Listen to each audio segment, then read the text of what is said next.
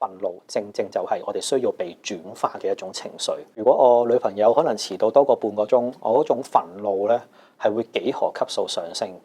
咁係嬲到一個點係甚至可能想分手咁樣。咁我會諗，其實發生咩事咧？對方遲到咁少嘅事，但係我個憤怒係好似燃燒到要分手咁樣咧。咁其實 secondary emotion 背後咧，我哋有時會形容佢就好似一個盾牌咁樣，去擋住緊一個可能我哋仲痛緊、仲受傷緊嘅自己。例如俾人抌低，對於等待嘅時候會出現憤怒，其實就係源自於可能細個試過俾人拋低嘅一種恐懼。我正正係因為好驚要再面對一次俾人拋低嘅恐懼，我就選擇用我嘅憤怒去鬧人，希望令到我唔需要再經歷多一次。當我話情緒導向治療係一個透過情緒去轉化情緒嘅治療之外咧，其實我哋要作為治療師，我哋作為聆聽者，我哋都要成為一個令對方覺得安全，我哋能夠承載佢情緒，